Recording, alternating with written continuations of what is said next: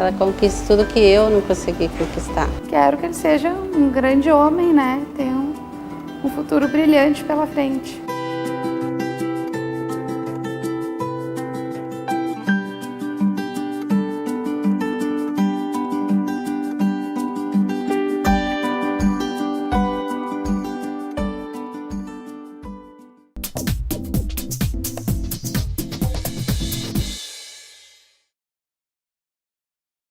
Olá! O programa Saúde em Foco de hoje vai discutir a situação dos bebês que são filhos de mães usuárias de crack e as repercussões e os caminhos que se pode fazer no sentido de conseguir superar as inúmeras dificuldades que podem aparecer nesse processo. Eu queria começar discutindo um pouquinho quais que são os efeitos que o uso de drogas na gestação podem gerar no bebê. Então, primeiro é importante destacar que a gente está falando do uso abusivo, né, de drogas, e em especial a questão do crack, é um tema de saúde pública, é um grande problema de saúde pública, e a gente tem um dado importante de que 90% das mulheres que usam o crack, por exemplo, estão justamente em idade fértil. Então tem um potencial aí para que durante a fase de uso, desenvolver de fato, vir essas mulheres a ficarem grávidas. De fato, acaba tendo muitas repercussões, né, importantes, assim, consequências muitas vezes negativas, que vão desde da questão do abortamento, né? Então, mulheres que não conseguem vivenciar todo o período da gravidez. A gente tem um problema sério, principalmente no final da gravidez, que é a possibilidade de uma situação clínica chamada de descolamento prévio da placenta, que pode causar uma grande hemorragia, e aí tem um risco importante aumentado de morte, tanto materna como a questão da morte do bebê. Temos problemas relacionados à própria questão da nutrição nessa fase embrionária, né, onde a gente pode levar também a um desenvolvimento abaixo do que o esperado, né, com um baixo peso ao nascer, ou crianças que nascem com dificuldade, que afetam o processo de desenvolvimento do sistema nervoso e, com isso, afetam sua capacidade de desenvolvimento, questões cognitivas, né? Então, esses são alguns dos problemas, além de problemas congênitos também, que podem aparecer em função do uso do crack ou de outras drogas na fase gestacional, né? Mas, talvez, um aspecto importante também aí, que é para além da fase da gestação, é a própria questão do vínculo mãe-bebê, que também pode ser comprometido com a questão do uso da droga na questão do crack, ou o uso abusivo de outras drogas lícitas também, ou mesmo da questão do álcool, uma droga lícita, mas com uso abusivo, que pode ocasionar. Pensando até na disponibilidade dessa mãe, né? O quanto ela vai estar disponível para esse bebê, né? Sim. E esse bebê, assim, depois que ele nasce, assim, ele vai enfrentar, né, não necessariamente, mas quando isso acontece, das sequelas acontecerem, ele vai precisar de cuidados, né? Como é que a gente pode chamar, assim, os cuidados possíveis, quais instâncias, quais possibilidades nós temos para o cuidado desse bebê? O que vocês acham? Quer falar um pouquinho, Michele? Pega o microfone. Tem muitos casos que acontece acolhimento institucional de crianças, né? Que no caso tiveram mães que foram usuárias de crack ou outras drogas. Então, em acolhimento tem todo um cuidado em relação a essa criança. Geralmente tem crianças recém-nascidas que vêm para acolhimento, eles passam por atendimento por infectologista, né? A gente faz todo um acompanhamento conforme a necessidade, acompanha o processo de desenvolvimento, a questão de movimentação, a gente acompanha todo o desenvolver, a questão nutricional dessa criança, né? E conforme o caso a gente vai encaminhando, vai orientando a cuidadora residente desse caso, né? Para que essa criança possa se desenvolver da maior maneira possível em período que ela estiver em acolhimento institucional, né? E assim, é uma curiosidade, assim, lá na instituição de vocês têm percebido nos últimos tempos um aumento desses bebês? A gente está colhendo essa característica? A gente está colhendo bastante bebês e, inclusive, recém-nascidos, vêm diretamente do hospital para acolhimento institucional. Então, a gente faz toda uma capacitação com as cuidadoras residentes de como observar essa criança, de como cuidar ela da melhor maneira possível, né? E também tem a questão familiar, que a gente busca fazer todo um estudo social em relação à mãe, né? Se for usuária, ao pai, a questão da família ampliada, avós, tios, né? Ou então, em última instância, essa criança pode ir para adoção. Mas a gente sempre busca investir com a família biológica, né? Realizar os encaminhamentos necessários para que essa mãe, no caso, possa se recuperar e conseguir a guarda dessa criança, né? E em que circunstâncias esse bebê vai para a instituição? Assim, tem a ver, nos casos em que tu presenciou, tem a ver com o Conselho Tutelar, tem a ver com o Ministério Público? No caso, elas são encaminhadas através do Conselho Tutelar e também através do Ministério Público quando é percebido alguma situação de risco, né? Então, foi percebido naquele momento que a criança está em risco, o Conselho Tutelar faz um relatório para o Judiciário e nos encaminha. Então, a gente vai fazer todo o estudo social, juntamente também com a equipe do Judiciário, para verificar a situação, para ver para onde aquela criança poderia ficar melhor cuidada, digamos, né? A gente vai fazer esse estudo e avaliar essas situações. Cada caso é um caso. Sim. E a gente está falando naqueles casos em que realmente, momentaneamente, não há outra forma de cuidado, né? É um caso de exceção em que o bebê precisa ser cuidado institucionalmente, né? Exatamente. Mas isso não é uma regra, né? Exatamente. Alguém gostaria de se manifestar sobre isso? Os outros casos? É importante a gente destacar que o acolhimento não deveria ser a ideia de ser, o primeiro momento, acolher essa criança. Na verdade, a gente tem que ver que essa mãezinha, ela tem que ser acolhida desde o ventre materno. Na verdade, não só essa mãezinha, como todo o contexto em torno dela, as pessoas que estão em torno dela, é fundamental isso. Eu diria que é essencial, né? A gente sabe que a droga é uma droga e nós perdemos muitas vezes, a gente busca caminhos juntos, a gente busca a rede, é muito fácil sair por... É um fiozinho, às vezes, assim, se torna muito frágil isso. Então, a questão do acolhimento primeiramente, temos que acolher essa criança com a mãe, acolher com a família, descartar todas as possibilidades de descartar essa criança, vamos dizer, mas também acolher junto com a rede de atendimento, que é fundamental. A rede junto à mãezinha, junto a essa família. Essa rede que se forma é uma rede de proteção. E essa rede de proteção que a gente sabe que muitas vezes o Ministério Público, o Judiciário, eles ficam cobrando, mas o que é cobrar? Cobrar que exista isso. Cobrar que exista essa rede. Por isso, porque eu diria que não deveria chegar em outras instâncias, não deveria chegar nem em Ministério Público, nem Judiciário. Teríamos que ter algo que pudesse ser natural, esse acolhimento, essa forma de lidar com essa criança. Então, eu diria que antes, né, de estar lá, teríamos que, sim, começarmos a construir e termos esse olhar para o primeiro acolhimento dessa mãezinha, esse cuidado, esse olhar. Quem é essa mãezinha? Quem é esse ser que está ali? Quem pode contribuir com ela e com essa criança que nós temos voz por ela? Nós estamos aqui falando por essa criança. E aí, Fátima, tu está falando do ponto de vista nós, sociedade, sim, né? Enquanto pessoas da sociedade responsáveis por tudo que acontece nela, né? Com certeza. Eu gostaria de ouvir um pouquinho a Júlia ali e a Larissa sobre a questão da sociedade em si, né? Do impacto dessa rede de apoio, como é que pode interferir no cuidado. A questão das instituições é muito importante, para, justamente como a colega falou, da questão da mãe se sentir acolhida e ter um apoio, porque esse bebê não é criado somente pelos pais, ele é criado por toda uma comunidade. É necessário que se tenha uma rede de apoio para essa criança.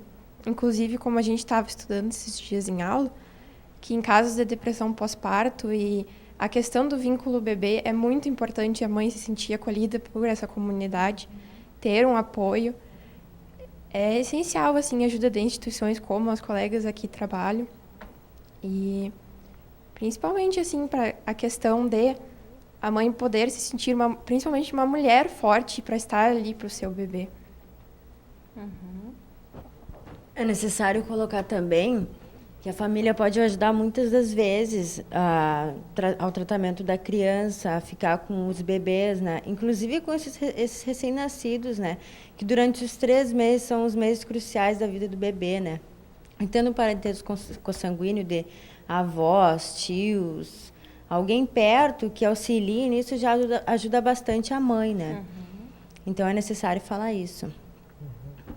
Isso. Não se trata só do apoio financeiro também, ou das necessidades básicas, né? Comida, alimentação, mas também, principalmente, apoio afetivo, né? É porque todo esse contexto psicossocial que essa criança está envolvida, aspectos, inclusive cognitivos, que vai ajudar com essa criança, o contexto que ela está inserida. Vai precisar, talvez, de alguma intervenção precoce, né? Com certeza. Falando em aspectos cognitivos, né, eu trago para a educação, eu enquanto educadora, e diria assim, ó, que a importância, né, desse cuidado com essa mãezinha, com essa criança, vai repercutir na educação. Hoje, a gente sabe que as crianças elas chegam bebês na educação, nas creches, no meio educacional. Elas são bebês que estão aí. E quem são esses bebês, eu diria? Quem são os bebês que estão chegando? E eu não diria só os bebês. Quem são esses bebês que crescem, que vão saem da educação infantil, vão para o 1º grau, vão para o 2º grau. E eu diria que temos que olhar, sim, para essas crianças, também num outro contexto. Temos que olhar, sim, para essa mãezinha, que muitas vezes, como conduzir essa criança para levar para a creche ou não levar, ou se omitir, ou como conduzir, e muitas vezes assim não se entende o porquê de determinados comportamentos que eu mesmo vivenciei e estamos vivenciando, e a gente tem que dizer sim, que a realidade é uma geração que está aí no ambiente escolar, que é fruto de uma geração que vem vindo, de mãezinhas usuárias, não só de crack, de álcool, outras drogas, e está repercutindo sim no ambiente escolar. Na aprendizagem e no cognitivo, como ela está colocando. Isso é um atravessamento sócio-histórica. Nós estamos todos vivendo nesse momento, né? Também não é dizer os bebês vêm chegando, se preparem. Na verdade, é uma construção, né? Faz parte de nós. Nós somos essa sociedade. Isso, né? Sobre isso eu queria justamente aprofundar. Na verdade, a gente tem aí uma questão que o uso de drogas faz parte da história da humanidade, né? A gente está vivenciando, na verdade, um período onde a gente tem diversas questões que se conectam e aí temos muitos problemas vindos da questão do uso abusivo e aí nesse momento a questão do crack tem sido fortemente trabalhado, né, e colocado como um importante tema, mas é importante destacar que não só ele. E aí é importante a gente pensar que, enquanto sociedade, né, que políticas públicas são essas que fazem com que os jovens, que a gente está falando aqui de mulheres em período fértil, né, que de fato fazem com que a ausência de algumas políticas ou a ausência de alguns sentidos colocados para essa juventude fazem com que de fato ocorra o uso abusivo de algumas drogas, contribuem, né? Então, a gente está falando aí da importância de como sociedade brasileira de pensar uma política intersetorial, que aí está relacionada à questão do esporte, da cultura, a questão da formação profissional, né? Que sentido é esse para a vida que essa juventude tem, que faz com que ela se aproxime mais para o uso abusivo, né, de algumas drogas ou não, né? Eu acho que, de fato, o debate extrapola bastante apenas pensar nesse momento na questão dos bebês, mas realmente aqui essa outra geração que já está chegando também nas escolas, para não repetir uma história, né, que pode ser uma história cíclica, né? Não sei se eu queria eu queria falar nessa questão aí da política pública e essa questão dos bebês e das crianças que estão chegando muito cedo na escola. Nós temos lá dentro do Conselho, por exemplo, um programa de atendimento especializado, né, Fátima, o PRAEM, e a gente está lá naquela vivência todo dia dos pais levando as crianças com dificuldade escolar. que já é, como o senhor colocou, uma consequência de diversos, não só do uso abusivo do álcool, do crack ou outras drogas, mas dos conflitos familiares, às vezes das ausências dos pais que saem às 7 da manhã e voltam às 7 da noite, e deles ficarem na escola, ou na TV, ou com a avó, ou com a vizinha. Então, várias são as questões, e como ela falou, da rede de proteção. Qual é a nossa rede? Com que nós, as famílias, podem contar com essa questão? E nós, no Conselho, a gente pensa bastante assim na questão da vida, né? Da vida plena e da saúde, já que o programa aqui é Saúde em Foco. A gente está sempre preocupado com essa questão psicológica, a cognitiva, porque estamos assim investindo na prevenção infantil. E todos os nossos conselheiros, que estão 3 aqui presentes hoje, graças a Deus, é esse o nosso foco, fazer essa prevenção para que não chegue uma geração do que a gente está passando. E os programas, como tu falou da política pública, Santa Maria tem um programa que ainda não deslanchou e a gente está pensando que esse ano ele possa deslanchar, que é o programa do crack É Possível Vencer, que a gente pretende implantar em Santa Maria para fazer essa prevenção. Que outros serviços e que outras redes que existem na nossa cidade, que vocês se lembram assim de programas e de ONGs, que a gente poderia levantar assim para poder divulgar também? No caso do conselho lá, como ela falou, a Júlia, né, falou assim da família ampliada. Então no conselho a gente tem vários grupos de apoio, mas são grupos de apoio sempre no apoio à família do usuário, porque a família ela se sente despreparada para enfrentar essa doença, né? Que é a doença da dependência química, seja do que for, das drogas lícitas ou das ilícitas, né? Então a gente tem vários grupos lá. Um dos grupos que a gente tem é os Alcoólicos Anônimos, que é o mais antigo, quase 100 anos que tem os Alcoólicos Anônimos. Tem 3 grupos e no domingo a gente tem o grupo que eles chamam de Alanon, que é os grupos dos familiares, só dos familiares dos alcoólicos.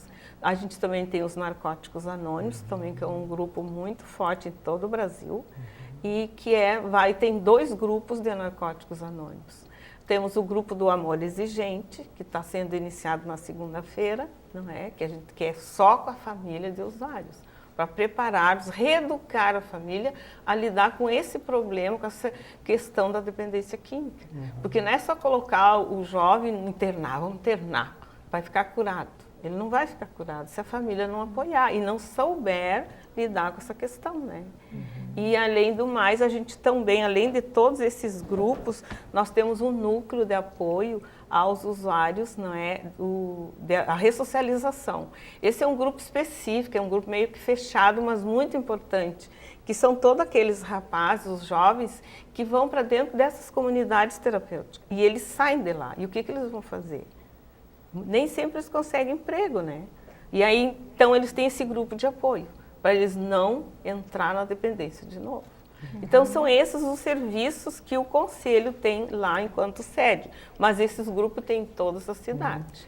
Eu queria destacar a questão do próprio Sistema Único de Saúde, né? Na verdade, o SUS também aborda essa questão, na verdade, tanto nas ações de promoção, CAPs, prevenção, para além dos CAPs, né? Na verdade, desde o âmbito da atenção primária, a gente tem figuras importantes que atuam no território, desde o agente comunitário de saúde, que visita as casas, estão no território, podem fazer trabalhos de grupo com adolescentes, por exemplo, fazem trabalhos nessa área de educação e saúde, conscientização, né, de valorização, de melhoria da autoestima também desse público, isso conta muito.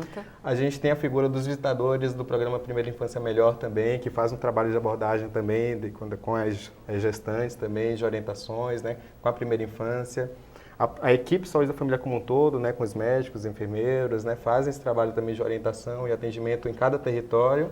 E articulado com os CAPs, né? Na verdade, os Centros de Atenção Psicossocial tem uma importância grande aí também de articular isso tudo no território, integrar com os centros de assistência social, né? Então, atuar como política pública integrada efetivamente, né? A questão é fazer isso deslanchar tantos municípios no Brasil, né, aqui na nossa rede de É. Santa Maria, e fazer que de fato isso funcione de forma harmônica, cinética, e no final das contas chegue de fato onde as pessoas vivem, né, nos territórios, e façam esse apoio para o usuário e para as famílias, né? Então, assim, nós temos vários recursos, né? Às vezes não funcionam na sua melhor performance, né? Mas estão sempre tentando se melhorar com o que podem. O fator humano que trabalha lá, né? Tentando melhorar. Mas isso também vai depender da pessoa que está vivenciando essa história também se segurar nessas oportunidades que aparecem, né? De atendimento e tal. E eu queria que a Larissa contasse um pouquinho da história, rapidamente, assim, para nós, nessa trajetória, assim, de superação, né? Tá. Eu comecei a usar droga bem cedo, né? Ainda era uma criança. E também usei o crack. Fui internada com 15 anos. Fiquei até os 17 anos. Mas como é preciso tu identificar que tu é um dependente químico, que tu precisa, que tu queira parar, né? Porque hoje eu entendo, naquela época que eu fui internada, eu não queria parar. Então, usei dentro da comunidade terapêutica, né? Peguei e usei como medicamento, troquei de droga, né? Uma lícita, na verdade. E saí e voltei usando droga. Poucos meses, assim, de uns 4 meses, e eu voltei a usar droga, né? Então, demorou muito tempo para eu conseguir querer parar de usar. Tive uma filha, usei droga na minha gestação, na amamentação. Graças a Deus ela é perfeita. E eu fiz um abandono de incapaz, deixei ela com meus pais. Graças a Deus cuidaram e até tentaram, viram minha tamanha insanidade que eu estava, queriam pegar a guarda e tal. Mas eu voltei antes de que pudesse ter feito isso. Eu acho que foi tão forte aqueles 40 dias em que eu não lembrava, não queria saber e não tinha uma foto, que eu consegui, depois de 16 anos, parar de usar droga. E é difícil. Todo dia é muito difícil. Porque era para eu estar formada, era para ter muita coisa, né? Mas é importante falar para muita gente que é possível. Muita mãe que perdeu seus filhos, muito pai que perdeu seus filhos. E eu não digo que é fácil, porque é uma rotina diária, porque tem muito empecilho. Eu evitei pessoas, todas as pessoas de convívio, todos os hábitos que eu tinha, todos os lugares que eu ia. Mas as lembranças vêm, sabe? Mas eu tenho que lutar todo dia. Eu frequento os grupos no Comem, né? Tenho espiritualidade. Fiz tratamento no CAPS com um psiquiatra e tenho conseguido, né? Então, quem conhecer alguém, ou quem for, ou quem estiver vendo, que tenha força, sabe? Porque é difícil, muito. Mas a felicidade sem droga não tem preço, é real, é realidade. É isso. Então, muito obrigada, Larissa, pelo teu depoimento. E acho que a gente pode finalizar, então, eu acho que tu podia mostrar, Fátima, o livro que tu escreveu sobre essas experiências, né, que você ajudou. E aí a gente encerra o programa de hoje, deixando muitas questões ainda para serem discutidas, né? Que esse assunto não se esgota e tem vários nuances. Então, eu queria agradecer a presença de vocês. E o programa Saúde em Foco fica por aqui. Até a próxima.